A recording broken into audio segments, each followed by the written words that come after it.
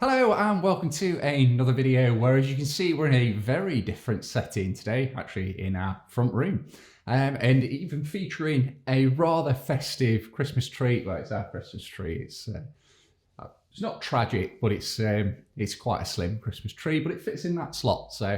And there is method behind the madness for this one because I have been getting this question quite a lot recently, and it happens every single year as we get towards the festive period, which is how do I stay motivated when I'm doing my studies? So the first thing that I'm going to do is take a little bit of a tangent on this one and talk about the gym. Now, I've gone to the gym for many years now, over 10 years. Definitely looking at me, you would never be able to tell. However, there is method behind the madness. When I was a lot younger and first started going to the gym, I would go through periods of motivation. So I would go for 3 or 4 months, all at it, 100% planned out. And then after that period of time, I would stop. And I wouldn't go at all for another 4 to 6 months. And then I'd start up again. And the same process would occur each time, where I would go 3 or 4 months like crazy, nearly every day, working really hard, and then burn out and then stop going. And what I was doing there is I was riding that motivation, and I was riding the motivation extremely hard during that period of time. Now, as I got older, what I realized is you cannot possibly stay motivated 100% of the time. It is absolutely impossible. Everyone who's ever been to the gym or anyone who's ever done anything where you've been particularly dedicated in life knows that you go through ups and downs. Now, there is a big difference between motivation and discipline.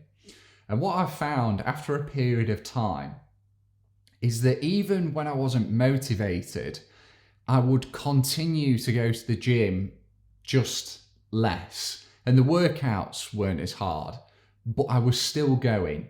It may have only been 2 or 3 times a week, but I was still keeping up a certain level. And then when that wave of motivation came again, I wasn't starting from zero because I'd kept a certain level.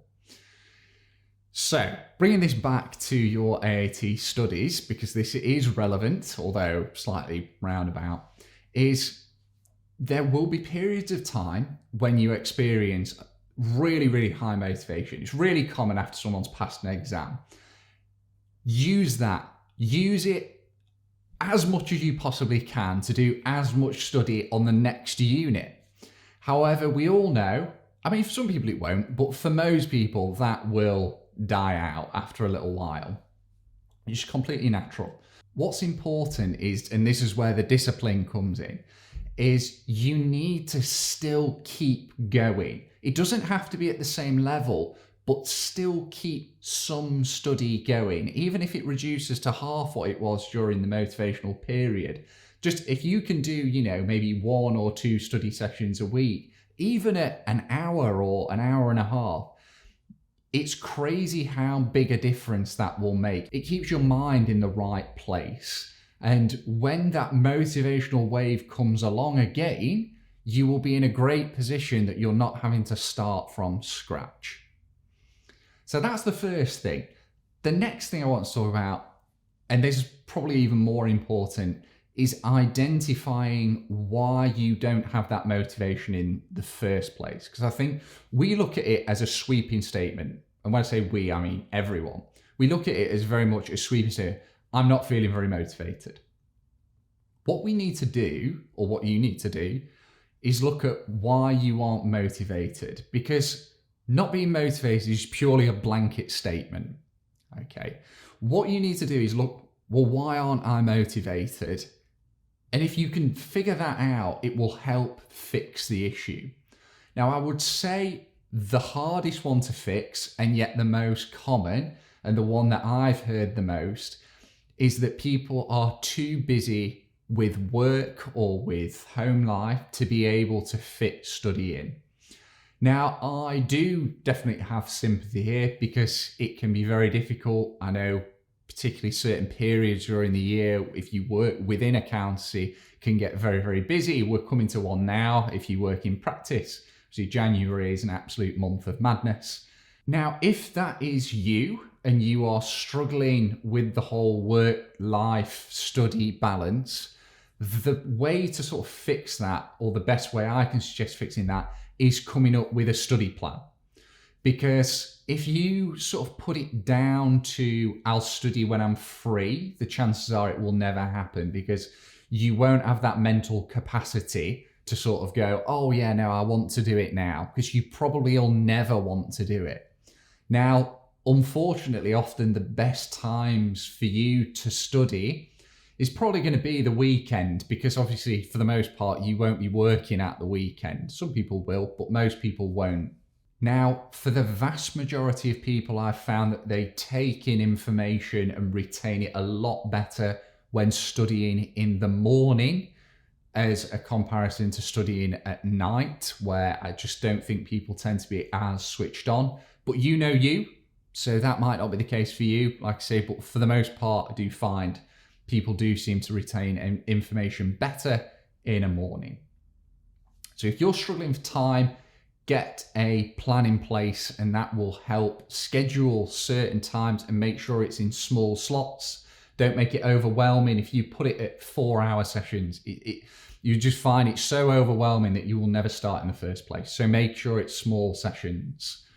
Now, the next reason you or I hear that people are struggling motivation-wise is that they don't really want to do the qualification. And again, I'm not accusing anyone here. This is, you'll be aware yourself of how much you actually want to do the qualification. And that could be that you're just bored. Every time you open your book, you sort of look at the page and think, oh, I don't want to do this. Okay, there's nothing wrong with that. Okay, obviously you did pick the qualification, so you need to figure out a way of dealing with that. Now, for those people, and you'll know exactly who you are, and it's important to be honest with yourself that you do have the time and you just find it really boring, I would suggest to fix that, you try, and I appreciate it's not always easy, but you try and find someone else to study with. So you could join some of the Facebook groups, for example, and ask around, see if anyone would be willing to study together, because you could do that online as well, where you set up a Zoom or Skype, or Skype's dead now, isn't it? Zoom or Teams call, where you study together. And I think sometimes what can seem quite a dull topic or a dull thing to do, having someone to do it with, a bit like the gym, for those who do go to the gym, unless you're really, really motivated, serious about it, a lot of people like to go with someone else. And it's the same for studying. Actually having what can be quite a menial task, by doing it together, suddenly makes it a lot more approachable and easier. Now, the last one is around ability. And I don't mean, oh, you're not very good. I don't mean that at all. What I mean is, are you finding it very difficult? Now, it is human nature that when we find something extremely difficult, we don't want to do it.